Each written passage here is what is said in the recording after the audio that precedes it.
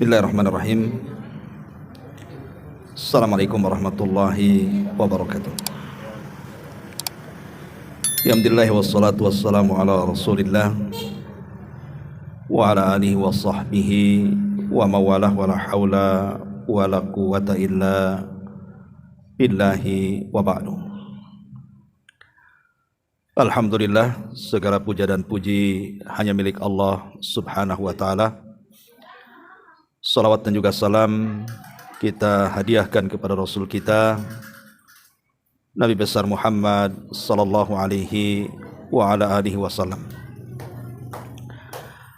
Hadirin dan hadirat yang dimuliakan Allah subhanahu wa ta'ala, pembahasan di malam hari ini, karena masih suasana bulan Rabiul Awal, kita masih bicara seputar manusia terbaik, manusia pilihan Allah subhanahu wa ta'ala, Nabi kita Muhammad sallallahu alaihi wa alihi wasallam. Dan pembahasan di malam hari ini kita fokus kepada perjalanan Nabi sallallahu alaihi wasallam kelak pada hari kiamat. Jadi kalau sejarah Nabi ketika di dunia mulai lahir, hijrah, sampai wafatnya mungkin sering dengar. Tapi bagaimana perjalanan Nabi SAW di akhirat? Inilah yang kita akan bahas di malam ini. Ma'asyiral muslimin wal muslimat rahimakumullah.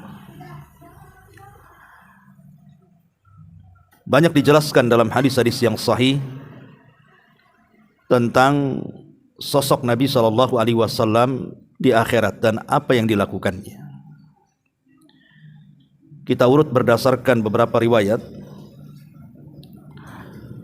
Pertama, bahwa saat manusia dibangkitkan dari alam kubur-kubur mereka, setelah tiupan sangkakala kedua Israfil, maka yang pertama kali dibangkitkan dalam kubur itu adalah Rasul kita Muhammad sallallahu alaihi wasallam. Dan itu berdasarkan sabda beliau sendiri, ana awal man yanshaqu anhul qabr. Sayalah yang pertama kali manusia yang dibangkitkan dari dalam kubur. Jadi Rasul sallallahu alaihi wasallam adalah manusia yang pertama kali sebelum ada yang dibangkitkan dalam kubur itu adalah beliau sendiri. Walaupun dalam beberapa riwayat Rasul sallallahu alaihi wasallam ketika dibangkitkan itu dia melihat Nabi Musa juga dibangkitkan. Kemudian Rasul mengatakan, aku tidak tahu apakah aku dulu ataukah dia. Tapi yang jelas bahwa pendapat yang kuat bahwa yang pertama kali dibangkitkan kelak pada hari kiamat dari kubur-kubur mereka adalah Rasul kita Muhammad SAW, baru kemudian disusul dengan yang lainnya. Lah ketika manusia kemudian sudah dibangkitkan semuanya, sejak zaman Nabi Adam sampai yang terakhir mati, Anda bisa bayangkan berapa jumlahnya itu. Tidak ada yang tahu kecuali Allah jumlahnya. Maka Nabi SAW pun kemudian menunggu umatnya di telaganya. Karena setiap para nabi itu punya telaga. Likullin nabi haudun, kata Rasul. Setiap nabi itu punya telaga untuk memberi minum umat-umatnya. Lah telaga yang paling besar adalah telaga yang dianugerahkan Allah kepada nabi, yang alirannya disebutkan dari telaga Al-Kautsar yang ada di sorga. Dan inilah sesuai dengan pendapat yang kuat di antara para ulama ketika berselisih pendapat. Letak telaga itu di mana? Apakah setelah titian Sirat Mustaqim, ataukah setelahnya, atau terbentang di antara titian? Tapi pendapat yang kuat wallahu alam, wal ilmu indallah, adalah sebelum titian, artinya berada di padang mahsyar. Maka masing-masing umat itu akan menuju telaga masing-masing nabi yang mereka imani sebelum mereka mati. lah Nabi kita Muhammad SAW tentu adalah Nabi bagi umat Islam, sehingga yang masuk kepada telaga itu hanya umatnya saja.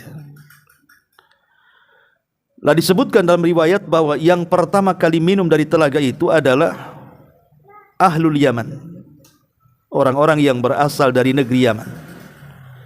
Mereka adalah orang-orang Ansar, orang-orang yang menolong Nabi SAW semasa hidupnya.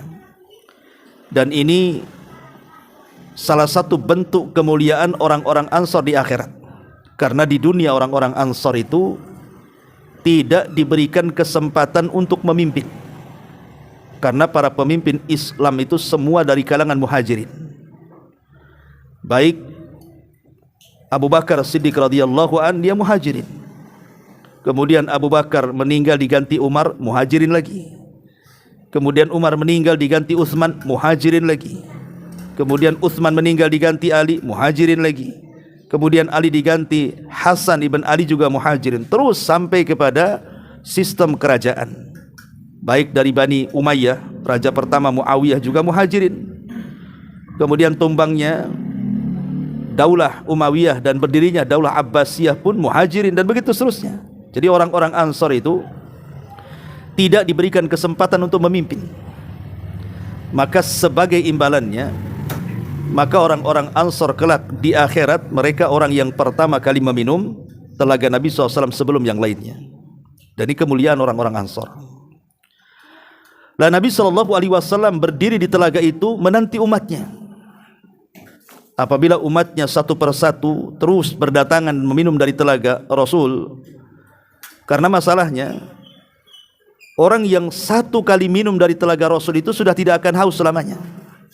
Sebagaimana Rasul mengatakan, man syariba minhu lam yadma anhu abada.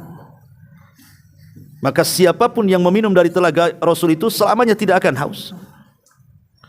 Kenapa demikian? Karena mereka akan dihadapkan kepada matahari yang didekatkan di atas kepala. Secara otomatis mereka akan kehausan.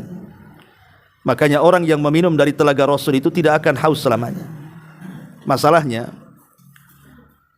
ketika ada sekelompok orang yang mau masuk ke dalam telaga Rasul, tiba-tiba diusir, tidak boleh minum. Maka Nabi SAW kemudian memanggil-manggil mereka dan mengatakan, ummati ummati, ya Rabb, mereka umatku. Kenapa kau usir mereka? Biarkan mereka masuk dan minum. Tapi Allah Subhanahu wa taala mengatakan kepada Rasul kita, ya Muhammad, innaka la tadri ma ahdatsu ba'daka innahum ghayyaru wa baddalu. Wahai Muhammad, engkau tidak tahu dengan umatmu itu, setelah meninggalmu umatmu itu sudah jauh dari sunnahmu, jauh dari syariatmu, bahkan merubah-rubah petunjuk dan juga ajaranmu. Biarkan mereka tidak minum. Menjadi khilaf para ulama, siapa orang-orang yang terusir dari telaga Nabi ini? Ada yang mengatakan mereka adalah orang-orang Islam yang murtad. Jadi orang-orang yang dulunya Islam kemudian murtad, maka mereka tidak akan pernah minum dari telaga Nabi. Ada yang mengatakan mereka adalah ahlul bid'ah, orang-orang yang suka melakukan bid'ah, karena mereka lah orang-orang yang jauh dari sunnah Nabi. Mereka tidak akan minum dari telaganya. Ada yang mengatakan mereka adalah murtakibul kabirah, orang-orang yang gemar melakukan dosa besar, melakukan zina, minum khamr, judi, pokoknya dosa-dosa besar.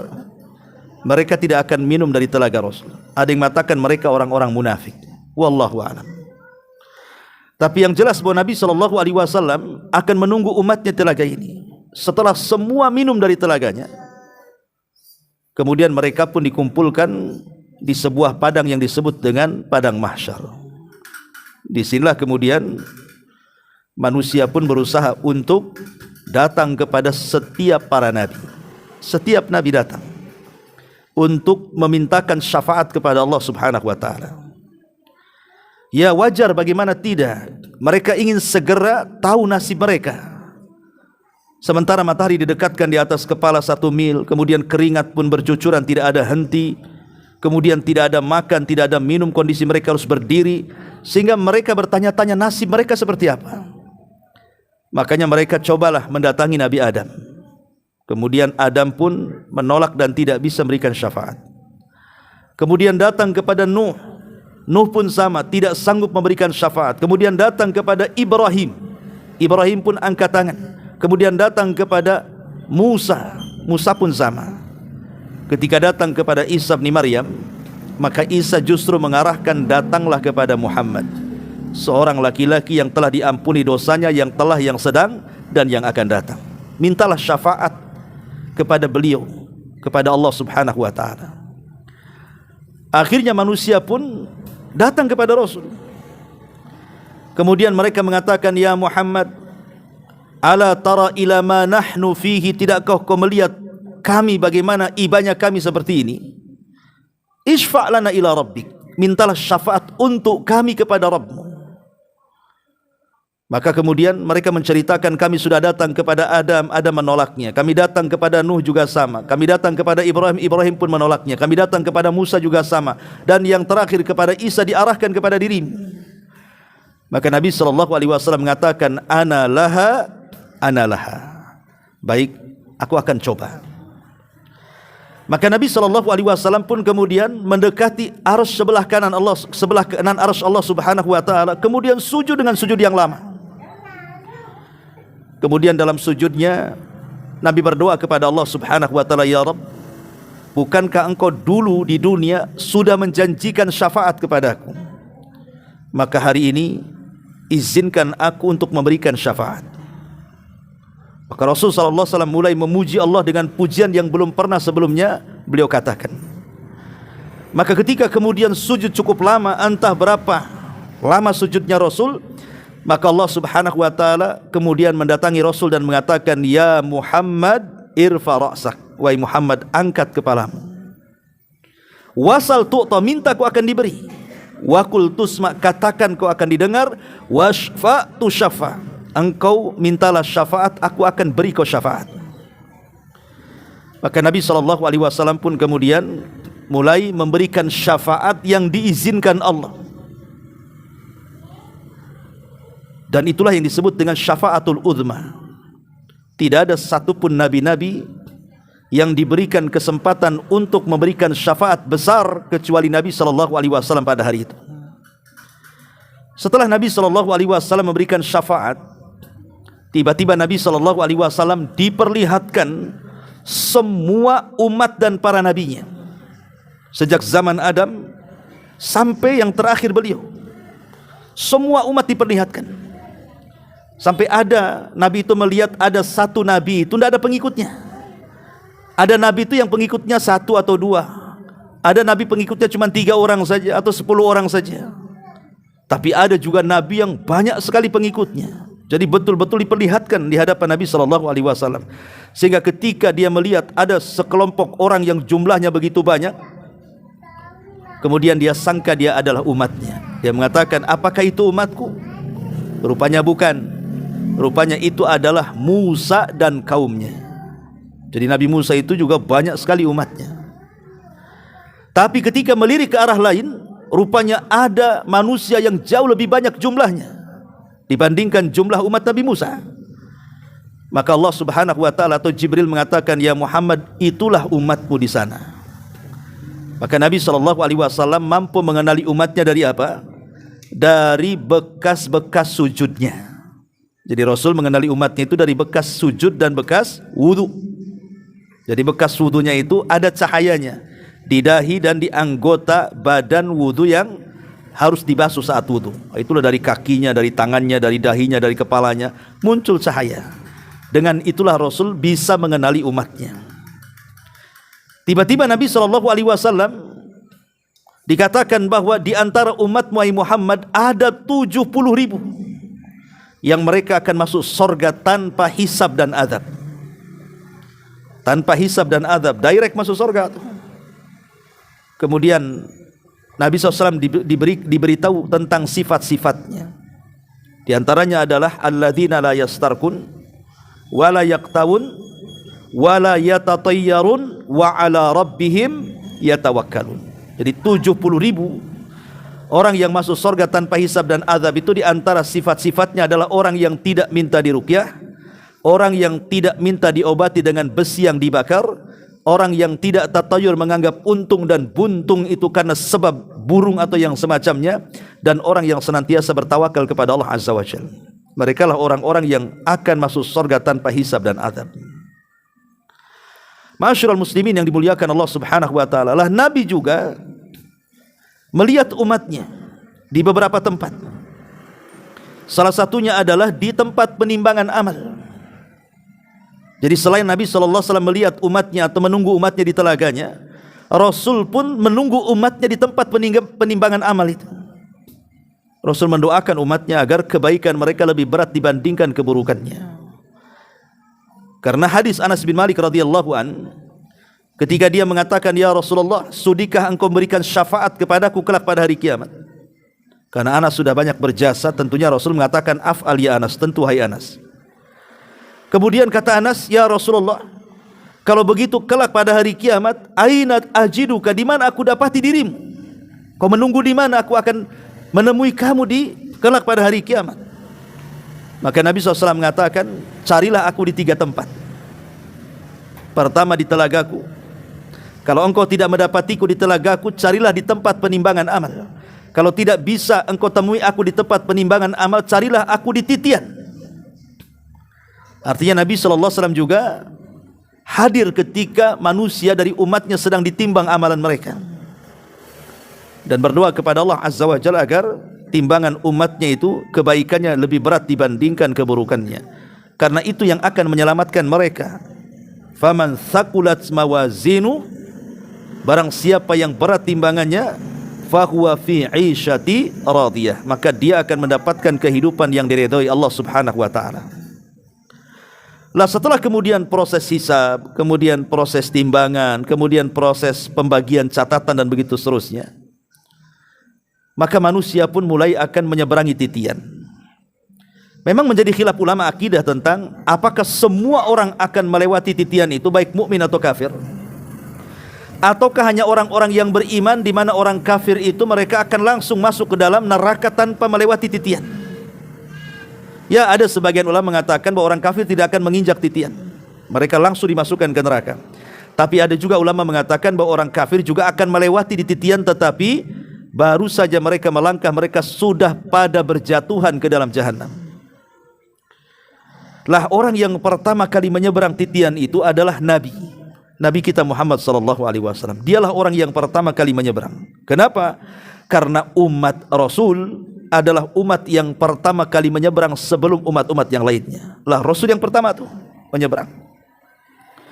Nanti setelah Rasul sudah sampai di ujung titian, maka Nabi SAW akan melihat umatnya setiap yang menyeberang.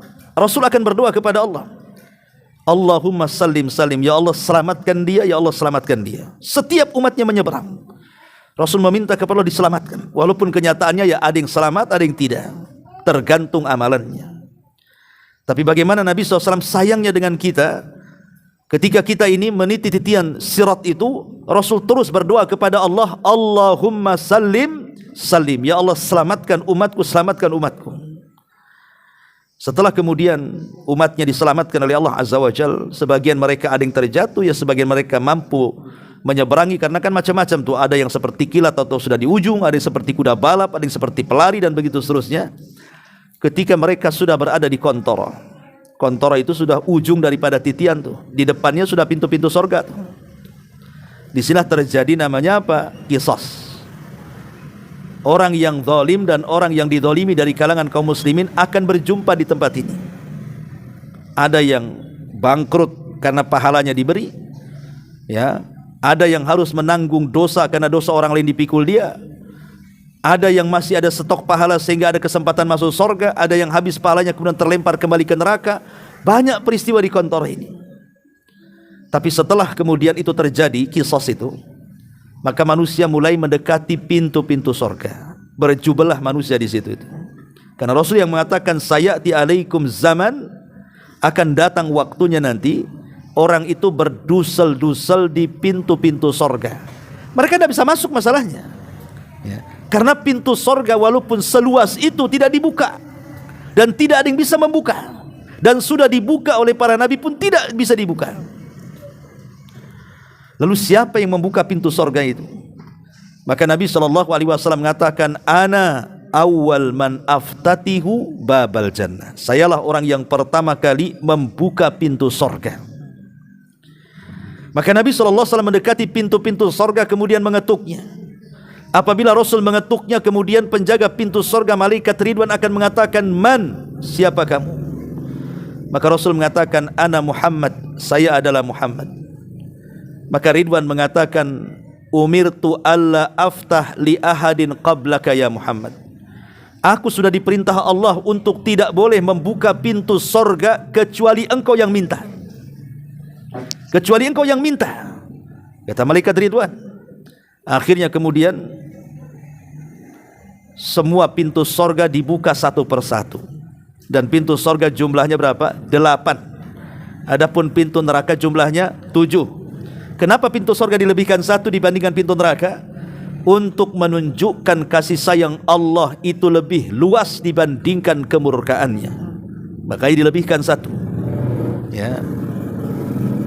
Lah setelah kemudian pintu-pintu sorga dibuka, maka pintu itu akan diperuntukkan kepada orang-orang sesuai dengan kerajinan dia di dunia saat ibadah. Dia rajin apa?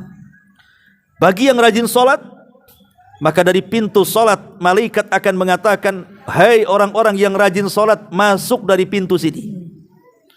Kalau ketika di dunia dia rajin sedekah, maka malaikat yang ada di pintu sorga lain mengatakan, hei orang-orang yang ahli sedekah, masuk kau dari sini. Termasuk juga orang-orang yang ahli puasa, maka mereka akan masuk dari babur rayyan.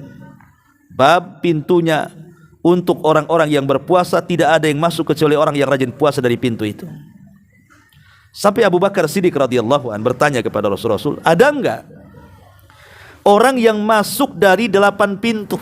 Suka-suka dia entah masuk dari pintu pertama, kedua, ketiga. Ada enggak orang yang suka-suka dia masuk dari semua pintu? Maka Rasul mengatakan, ya, dan aku harapkan engkaulah orangnya, katanya. Kata Rasul mengatakan, ya, ada, dan saya berharap engkau yang seperti itu. Kepada Abu Bakar. Ini menunjukkan keistimewaan Abu Bakar Siddiq radhiyallahu anhu. Apakah cuma Abu Bakar saja? Tidak. Ada juga seperti para wanita, ibu-ibu. Ya. Hadis Nabi SAW mengatakan, idza shallatil mar'atu khamsaha wa shamat syahraha wa hafidhat farjaha wa ata'at ba'laha qila laha udkhulil jannah min ayyi abwabis thamaniyati sya'at atau syi'ti. Kata Nabi SAW, apabila seorang wanita dia jaga solat 5 waktunya. Bukankah laki-laki juga harus menjaga solat 5 waktu? Ya, tapi perempuan harus lebih menjaga.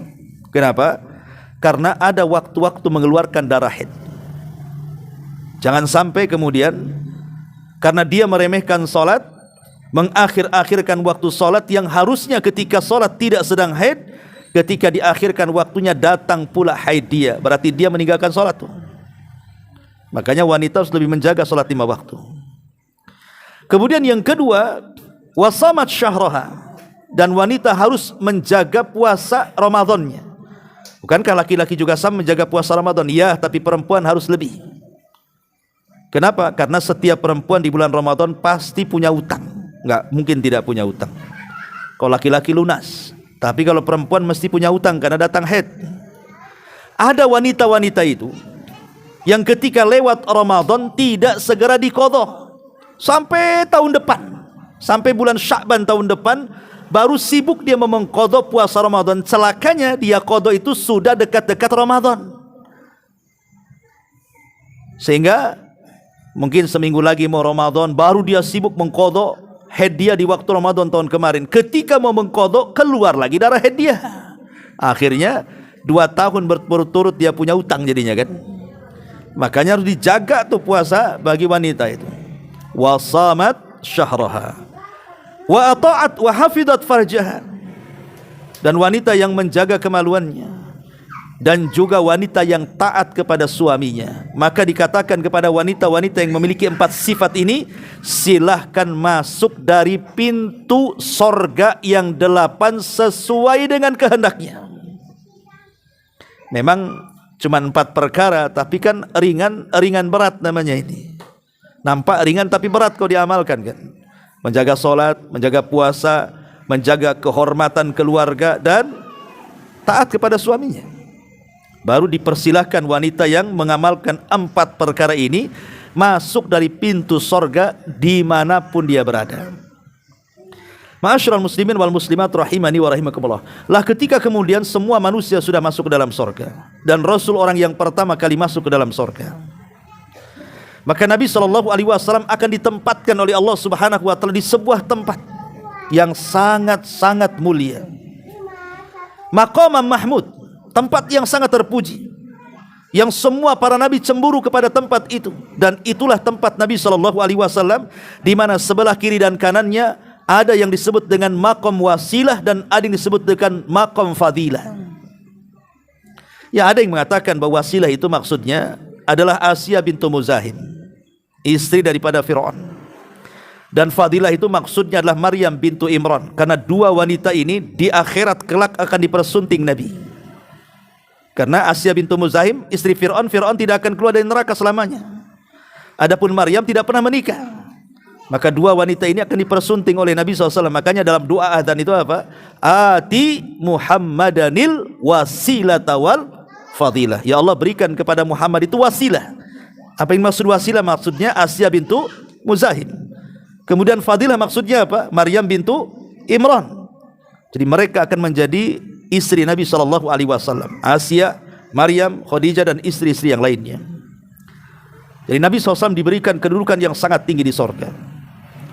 Dan disitulah Nabi SAW akan menemui umatnya, tentu berdasarkan amalan-amalannya. Ada yang sering dijumpai Rasul, ada yang jarang dijumpai Rasul, tergantung amalannya.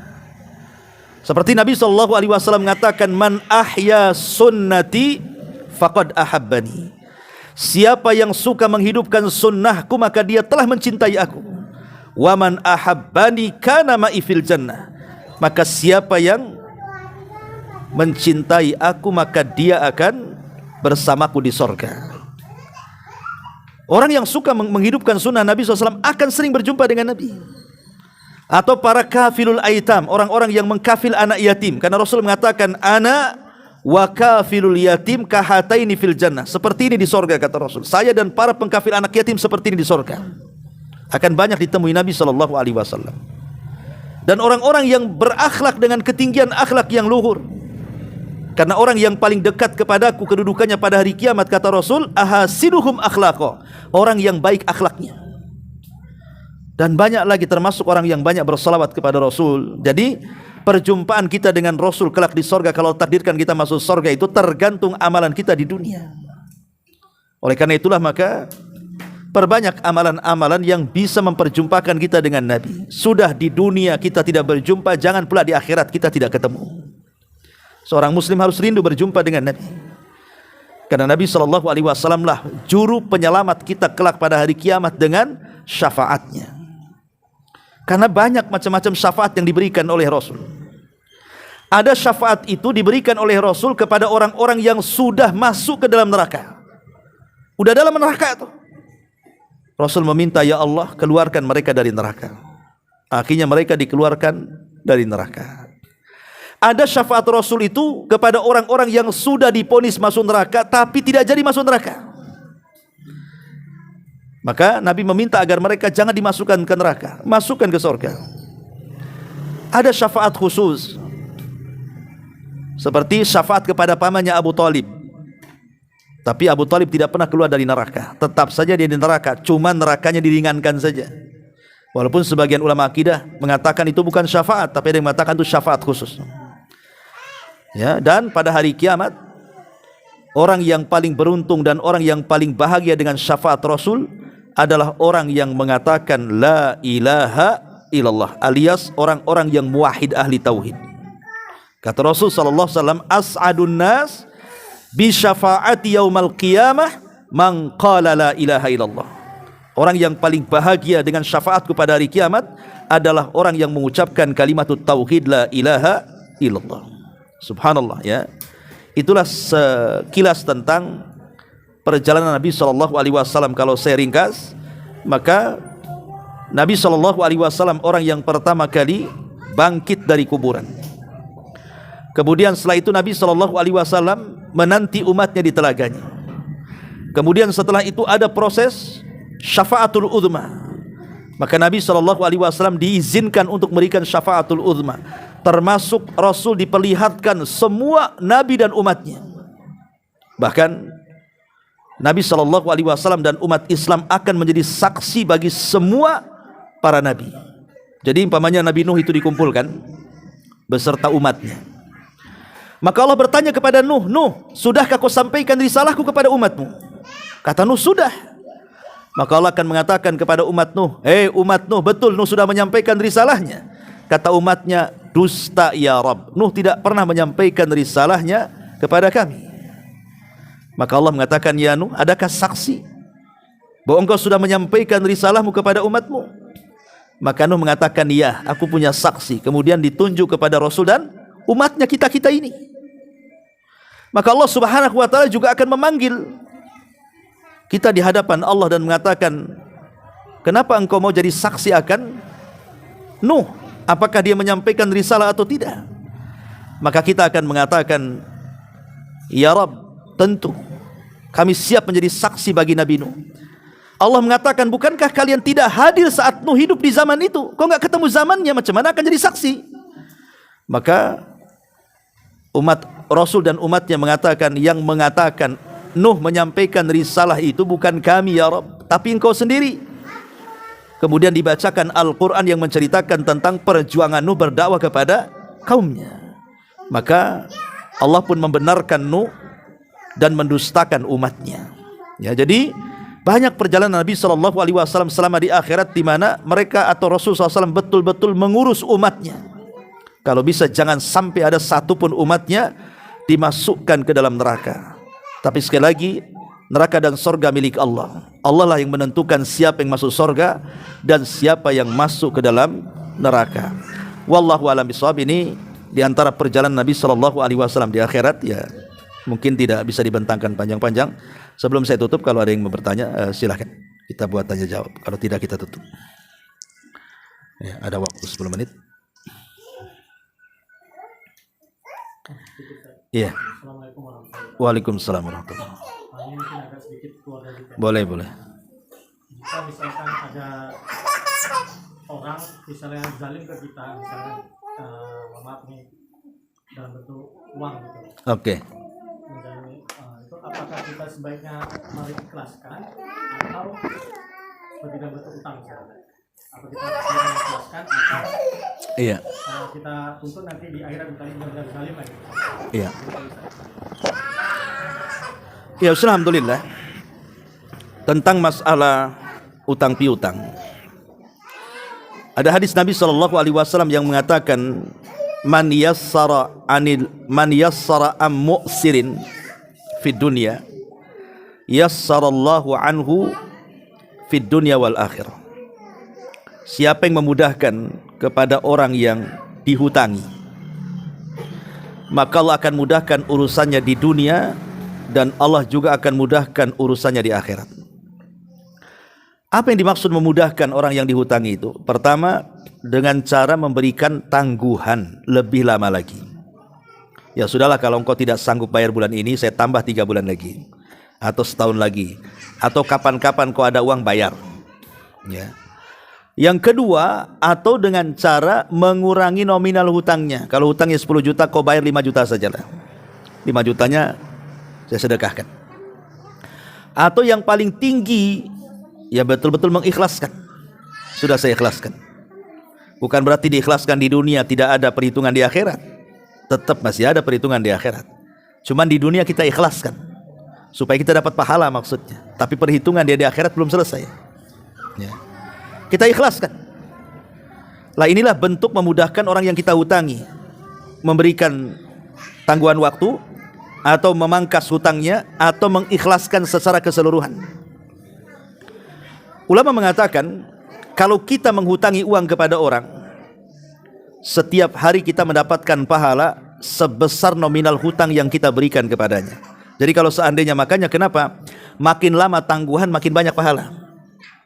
Tapi makin sedikit waktu tangguhan, ya sedikit juga pahalanya. Karena hutang piutang dalam Islam itu memang murni soal sosial. Tidak boleh mengambil keuntungan dalam hutang piutang. Kalau ada keuntungan dalam hutang piutang, maka jatuhnya riba. Ingat ya, hutang piutang dalam Islam itu murni sosial. Hutang segitu bayar segitu. Tidak bisa hutang segitu bayarnya lebih. Nanti jadi rentenir, nanti jadi riba nantinya ya. Jadi memang murni soal sosial. Makanya kan ini urusan sosial berpahala. Ya kan, ini soal sosial berpahala. Makanya pahala itu akan didapat. Dan kalau seandainya sudah masa tangguhannya sudah sampai, kemudian masih belum bisa untuk membayar, maka pahalanya akan dilipat gandakan 2 kali lipat sampai dia bisa bayar. Kalau sampai kiamat tidak bisa bayar, setiap hari antum dapat pahala dari dia 2 kali lipat. Itu kalau kita paham tentang pahala kan gitu ya. Itu di dunia, belum lagi di akhirat. Makanya kemudian ketika kita memudahkan orang yang dihutangi itu, maka pahalanya besar sekali. Ustaz, dia zalim. Ya, zalim itu urusan dia dengan Allah. Ada perhitungan sendiri. Tapi saya ingin dapat pahala dari meminjamkan uang. Ya sudahlah, kalau tak mau bayar saya sedekahkan saja. Kalaupun dipaksa percuma juga, nggak akan mungkin bayar. Karena zalim. Ya. Jadi satu sisi urusan zalim biar dia dengan Allah, tapi urusan kita dengan Allah berbeda lagi. Kita ingin dapat pahala dari itu, ya sudah diikhlaskan saja. Wallahu a'lam. Iya. Bismillah, izin bertanya Ustadz, hukum berjualan atau menerima pesanan acara gereja. Iya. Kalau memang ibu ini biasa jualan setiap hari jualan, kadang-kadang jualan gorengan atau jualan apa, yang membeli ya macam-macam, ada muslim, ada non muslim, ada yang mesan itu ya untuk walimah, untuk apa, pokoknya kita memang tidak menghususkan untuk gereja, maka nggak ada masalah. Satu hari kemudian pesanan, ya nggak ada masalah ya, karena kan kita jualan, siapapun yang mesan kita kasih kan itu, kalau tidak ada maksud itu.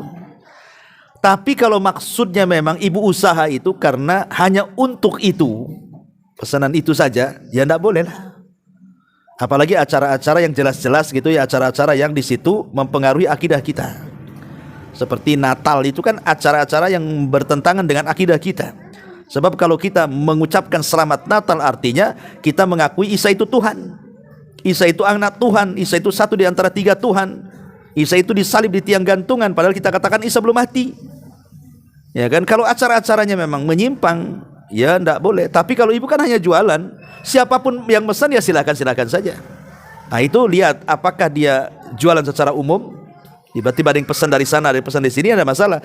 Tapi kalau jualan khusus, memang dia tidak pernah buka kecuali untuk itu, itu tak boleh. Ya, karena dikhususkan kan itu. Wallahu a'lam. Ya kalau, tapi ahsannya kalau memang bisa ditolak walaupun gambaran yang pertama, ya itu lebih baik lagi. Insya Allah rizki Allah akan Allah ganti. Insya Allah Allah gantilah. Oh ini sayang Ustadz, banyak pesanannya ini, udah kegambar untungnya. Allah maha kaya. Allah maha kaya, insya Allah Allah ganti. Ya. Wallahu a'lam. Taib, sampai di sini. Subhanakallahumma bihamdika, asyhadu an la ilaha illa anta, astaghfiruka wa atubu ilaik. Allah